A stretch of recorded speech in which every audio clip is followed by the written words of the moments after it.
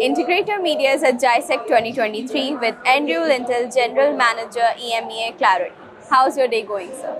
Very busy. Day 3.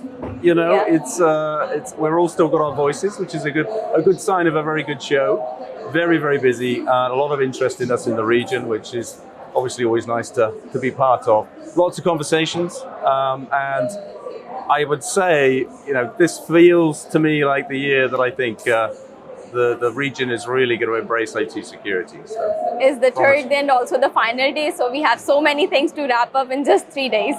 That's it. All of the things that you try and put off a little bit because you don't have time to do them all the time, today's the day. So, very good. So coming towards getting to know company a little more, so can you describe the current landscape of cyber physical security systems in the Middle East?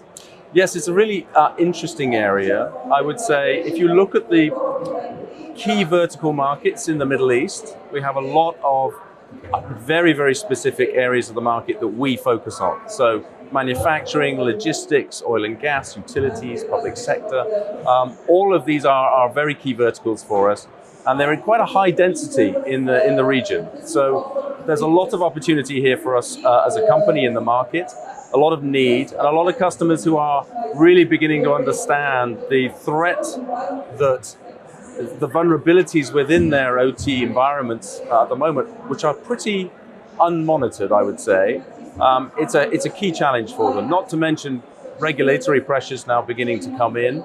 So it's an area that's under the spotlight now a little bit, which is a very positive thing. Some very, I'd say, innovative ideas in terms of how they're going to address this, but Claroty is increasingly the choice of how the operations side of the business will manage it.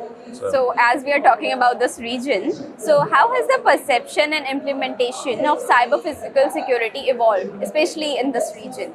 Well, I think OT's been around a long time, really. When you look at the systems and the operations of the verticals I've mentioned, obviously there's always been sensors, there's always been systems that are there to power the processes behind the product or the service or the delivery or utility that's needed. Part of the issue with that, of course, is that typically the world of IT comes along, it gets a lot of attention, and of course information technology has had a lot of investment, particularly on the security side over the years, and OT has been a little bit overlooked.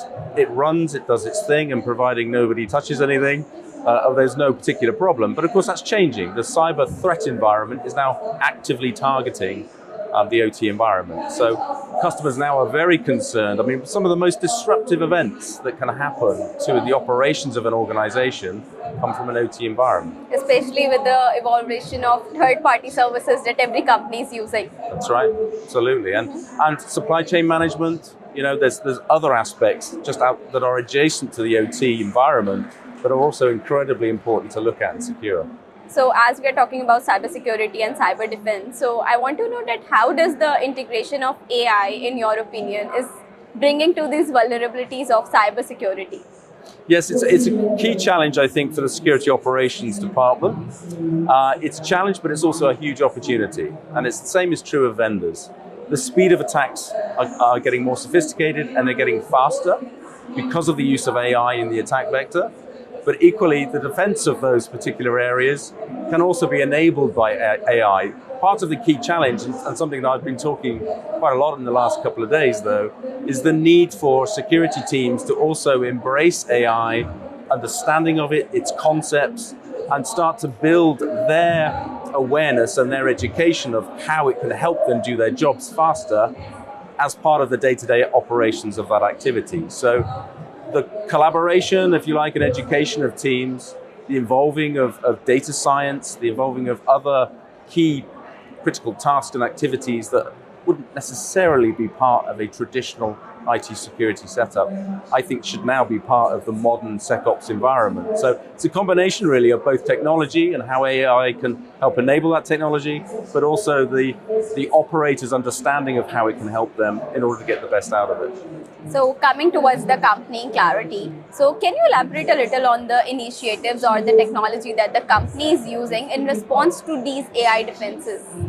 Well, yes, and I mean, AI touches our entire product portfolio in some way.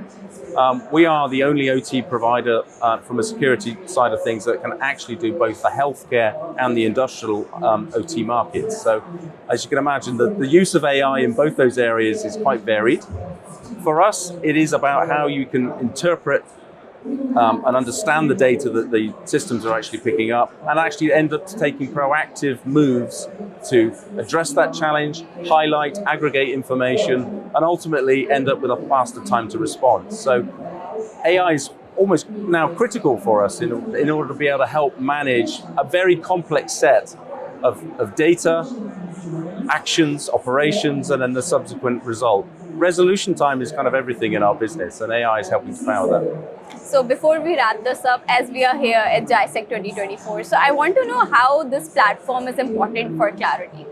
So it is a massive region for us. The potential here grows year on year.